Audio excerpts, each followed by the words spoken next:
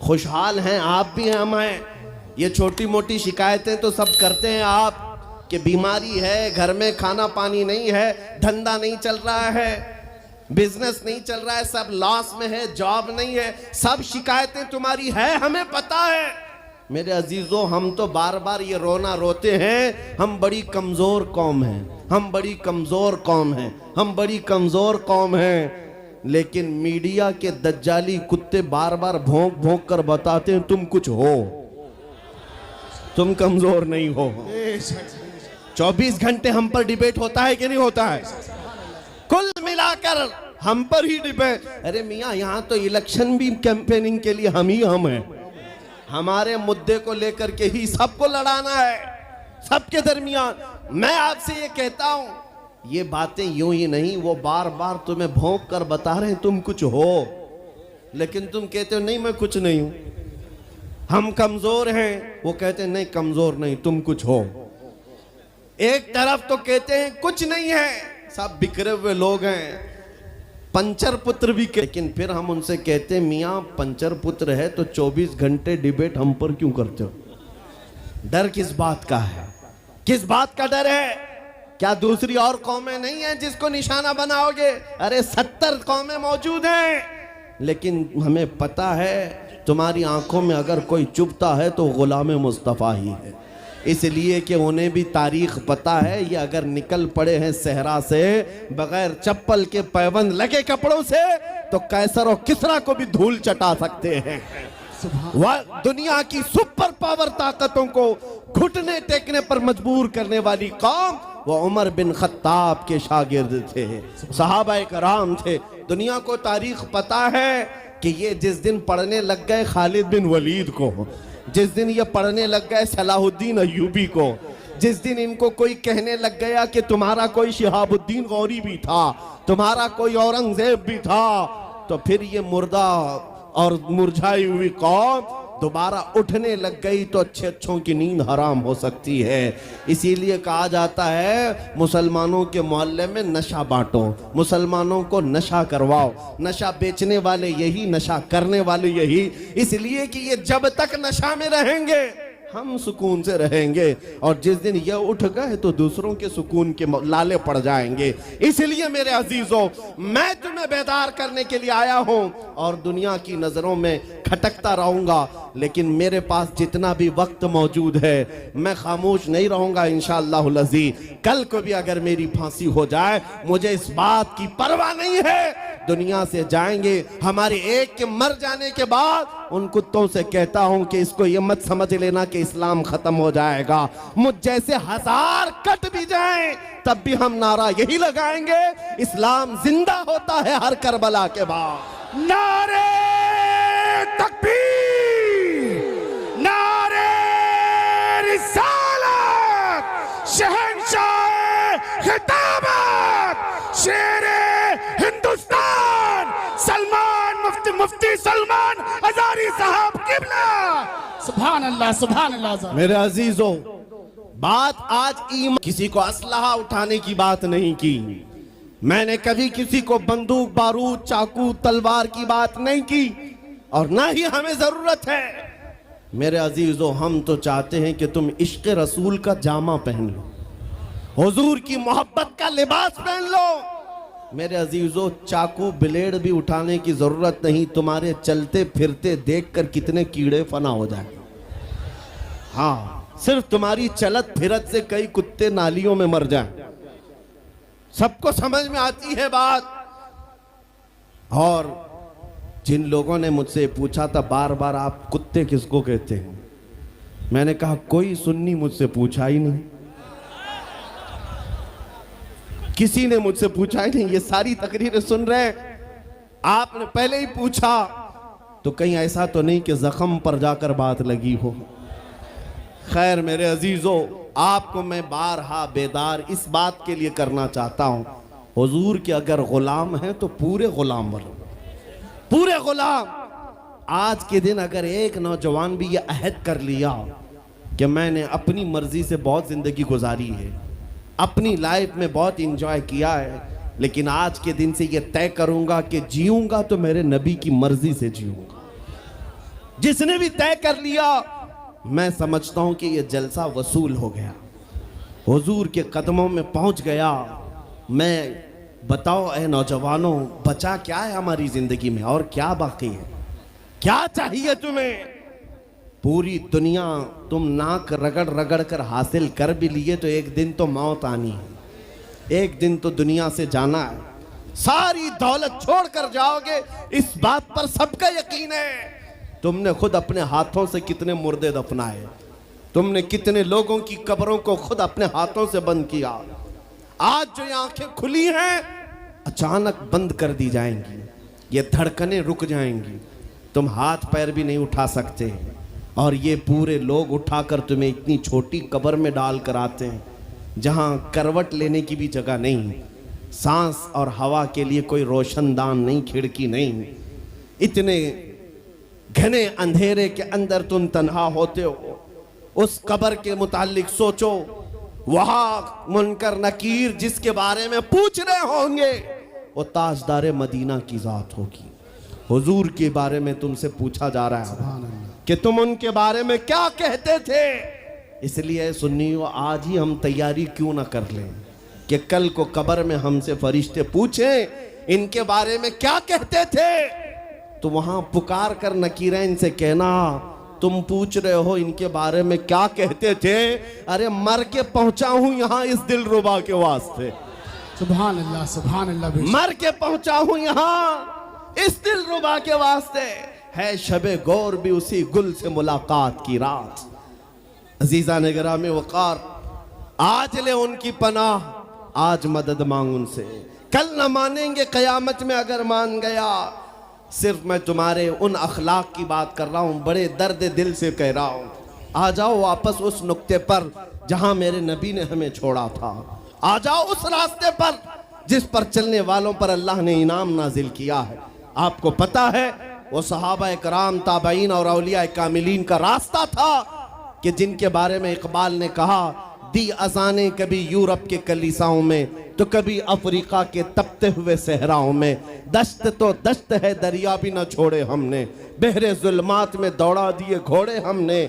आ गया ऐन लड़ाई में गर वक्त नमाज, किबला रूहों के जमीन बोस हुई कौमे हिजाज। एक ही सब में खड़े हो गए महमूद आयाज, न कोई बंदा रहा न कोई बंदा नवाज। यह हमारी तारीख थी, यह हमारी तारीख थी। मोहम्मद अरबी सल्लल्लाहु ताला अलैहि वसल्लम के गुलामों की तारीख थी। वो जिस जगह जाते थे परचम इस्लाम लहराते थे, जहां चल पड़े हवाओं का रुख मोड़ दिया, आंधियों को तोड़ दिया, समंदरों में रास्ता बना लिया। अरे दरिया दजला में घोड़े दौड़ा दिए। ये नबी पाक के गुलाम थे, दुनिया उनसे खौफजदा थी। क्या था उनका नारा? उनका नारा ये था, टल न सकते थे जंग में अगर अड़ जाते थे, पांव शेरों के मैदान से उखड़ जाते थे। अरे हक से सरकश हुआ कोई तो बिगड़ जाते थे। तेग क्या चीज है, हम तोप से भी लड़ जाते थे। नारे तकबीर, नारे रिसालत। देखो देखो कौन आया, देखो देखो कौन आया। तवज्जो की बात है, हम उस कौम के वारिसीन में से हैं दुनिया जिनकी तारीख जानती है। आपको पता है अंग्रेज तारीख दान है, अंग्रेज है, उसका कोई ताल्लुक मेरे दीन से नहीं, लेकिन तारीख लिखने में उसने ये बात लिखी कि मैंने ऐसा जर्नेल देखा ही नहीं जैसा सलाहुद्दीन था, इसलिए कि उसके जज्बे जैसा मैंने एक भी जर्नल देखा नहीं। एक बार का वाकया लिखा है कि 12,000 की फौज थी सलाहुद्दीन के साथ, 12,000 की फौज थी सलाहुद्दीन अय्यूबी के साथ, और जिस वक्त वो मैदान में उतरा मुकाबिल में सलीबियों की तादाद 4 लाख की थी, 4 लाख की थी। 4 लाख की तादाद देखकर ना वो घबराया ना भागा, पलट कर अपनी फौज से पूछा, क्या मशवरा है तुम्हारा, मुकाबिल में उतरे या नहीं उतरे। सलाहुद्दीन के लश्करी और उसके नौजवान सिपाही आम लोग नहीं थे, जज्बा जवान था। अर्ज किया है सलाहुद्दीन हमारे सिपह सालार, रसूलुल्लाह के सहाबा तादाद देखकर उतरते थे तो हम भी तादाद देख के उतरेंगे। अगर नबी के सहाबा तादाद नहीं देखते थे तो हम भी इस तादाद का कोई परवाह नहीं करेंगे। सलाहुद्दीन उनकी बातों को लेकर उतर तो पड़ा।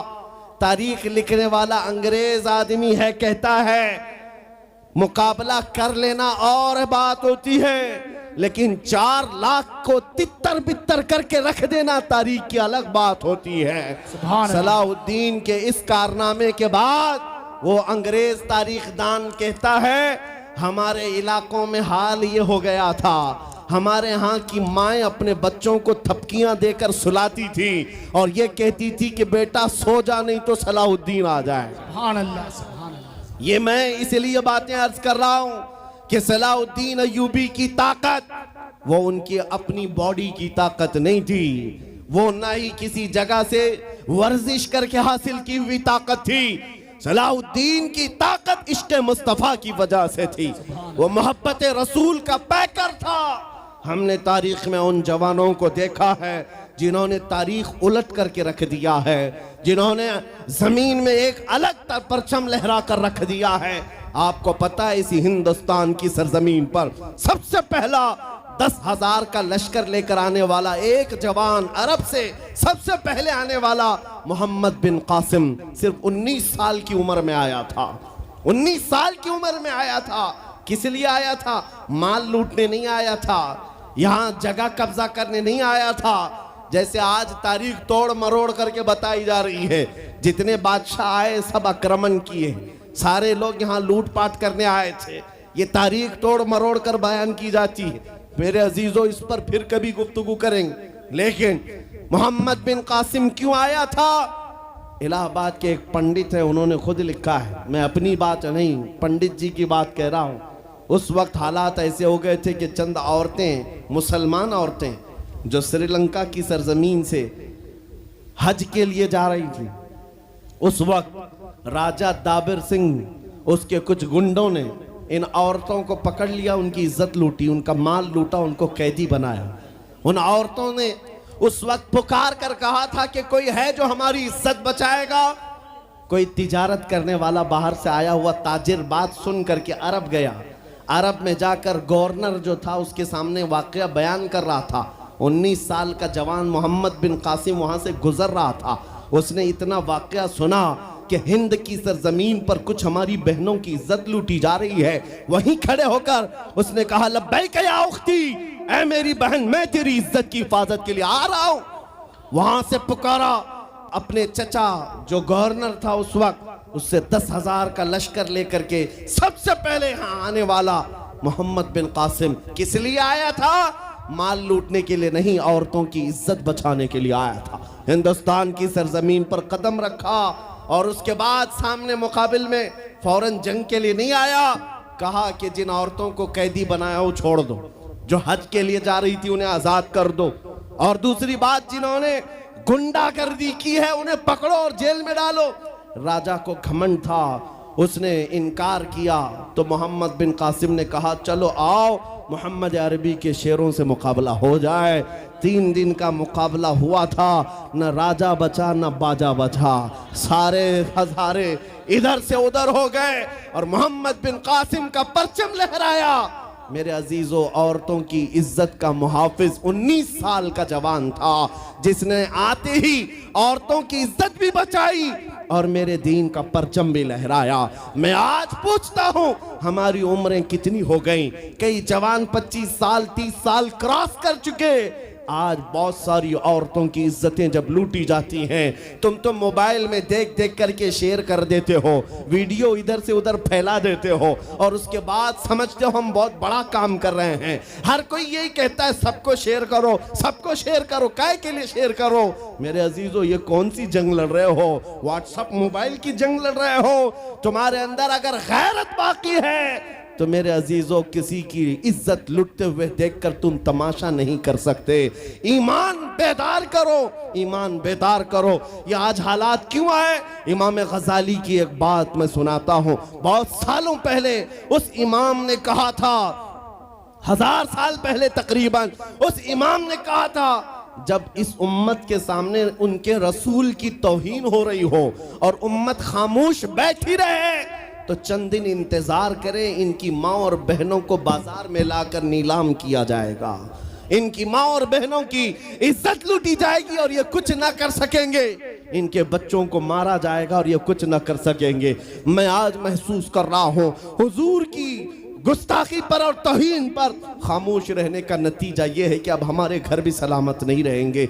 लोग आज चीख रहे हैं, मस्जिदें वीरान हो गई, मस्जिदें टूट रही हैं, खानकाहें टूट रही हैं, न जाने कितने मज़ारात बिल्डोजर से ख़त्म किए जा रहे हैं। ये तमाम बातें अपनी जगह पर, मैं आपसे पूछता हूं, जाने ईमान रसूलुल्लाह की इज्जत बाकी नहीं रही तो फिर कुछ भी बाकी नहीं रहा। वो जो न हो तो कुछ न हो, वो जो न थे तो कुछ न था। जान है वो जहान की और जान है तो जहान है। आपसे मैं यही कहना चाहता हूं, सीरियस हो जाओ, हसास हो जाओ, हंसी मजाक गलछड़े ये लतीफे लोगों के दरमियान अय्याशियां खत्म कर डालो। आज हर एक के घर से धुआं उठ रहा है और लोग अभी खुशियां और तमाशा देखने में मसरूफ हैं। आज पूरी दुनिया में जो तमाशा है आप नहीं अंदाजा कर सकते। फिलिस्तीन के बच्चों के साथ खून की होली खेली जाती है। हमने इराक में देखा है चंद साल पहले जहां मैदान में खेला करते थे लोग, आज वो मैदान कब्रों से भर चुका है, कब्रों से भर चुका है। इतनी मौतें होती हैं कि जनाजा उठाने के लिए लोग नहीं होते, जनाजा उठाने के लिए लोग नहीं होते। ये तमाम हालात क्यों पैदा हुए? मुल्क शाम के हालात इतने सख्त तरीन हो गए हैं कि तकरीबन 50 लाख के करीब बेघर हो चुके लोग, जिनका घर नहीं, सब टूट चुका। ये हालात देखकर मैं आपसे कहता हूं, बेदार हो जाओ और अमल की तरफ आ जाओ। क्या अब भी तुम्हें अजानें नहीं उठाती? नमाजों के लिए दौड़ते नहीं? अल्लाह का कहर जब आता है, पकड़ आती है, तो फिर कोई तुम्हें नहीं बचा सकता, कोई नहीं बचा सकता। मैं वार्निंग भी दे रहा हूं और आपको बता भी रहा हूं कि नबी करीम सल्लल्लाहु ताला अलैहि वसल्लम का दरवाजा अभी खुला हुआ है, खुला हुआ है। और वो ऐसा नबी है, ऐसा नबी है जिसके दरबार से वाबस्ता होने में कभी आपको शर्म नहीं आएगी इंशाअल्लाह, और कभी आप अपने आप को बेआबरू नहीं समझेंगे, कभी नहीं। मैं अपनी प्रैक्टिकल लाइफ बता रहा हूँ। हुजूर की मोहब्बत में, वो वफा में जो मज़े हैं वो दुनिया में कहीं नहीं, कहीं नहीं है। जब बेचैन दिल होता है तब भी हम, मेरे अजीजों, गाने सुनकर के अपनी बेचैनी दूर नहीं करते। हम पिकनिक पॉइंट पे जाकर अपनी बेचैनी दूर नहीं करते। जब ज्यादा बेकरारी हो तो यही कहते हैं, उनके निसार कोई कैसे ही रंज में हो, जब याद आ गए हैं सब गम भुला दिए हैं, उनकी महक ने दिल के गुंचे खिला दिए हैं, जिस राह चल दिए हैं कूचे बसा दिए हैं। हुजूर को याद कर लेते हैं, बेचैनी दूर होती है, बेकरारी दूर होती है।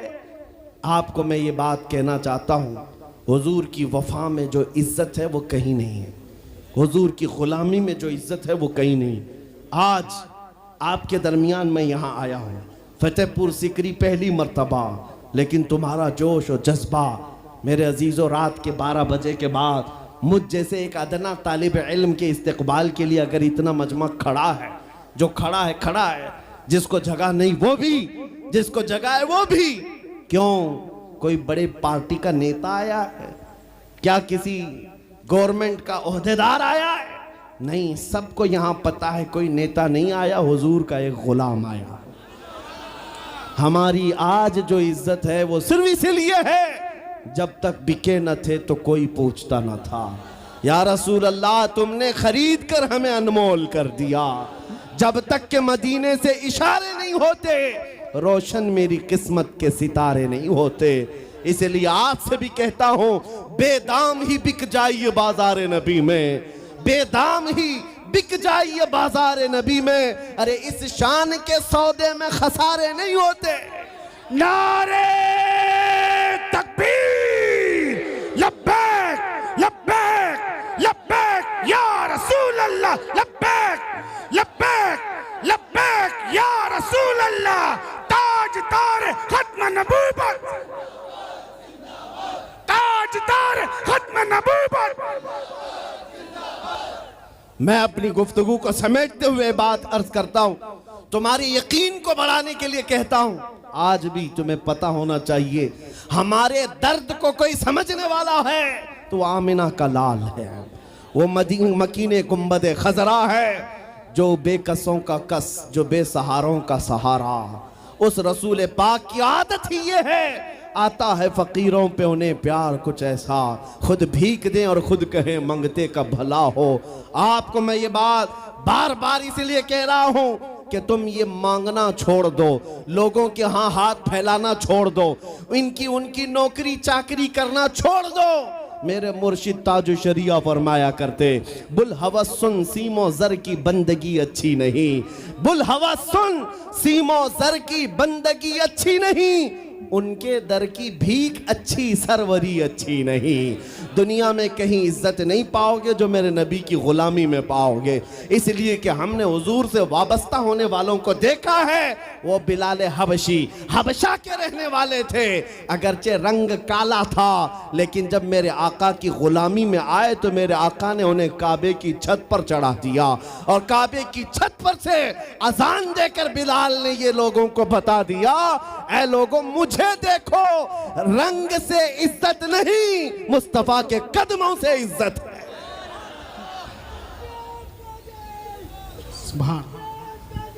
अजीजा ने ग्राम वक़ार, तवज्जो चाहता हूं, हुजूर की गुलामी में जो इज्जत है वो हमने देखी है। जो लोग सहाबाए कराम, जो सहाबाए कराम, सैयदना अमीरुल मोमिनीन उमर इब्न खत्ताब, जिनका हाल ये था 36 लाख स्क्वायर किलोमीटर पर तन्हा हुकूमत करते थे।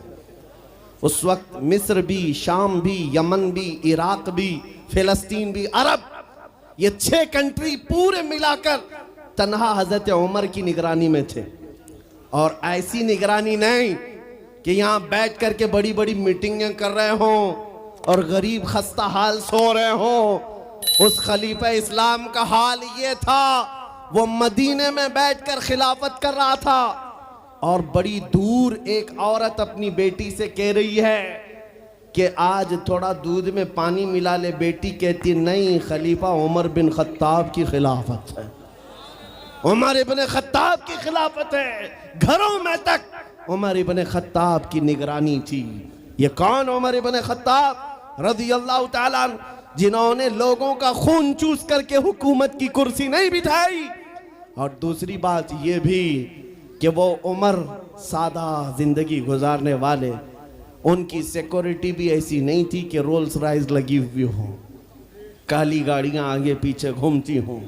मेरे अजीजों, उस उमर इब्न खत्ताब की बात कर रहा हूं। जब बैतुल मुक़द्दस फतह हो गया तो वहां से हजरत अबू उबैदा बिन जर्राह ने खत लिख करके भेजा कि लोगों की ख्वाहिश है उमर इब्न खत्ताब आप तशरीफ लाएं, बैतुल मुक़द्दस की चाबी आपके हाथ में दी जाएगी, आप तशरीफ लाएं।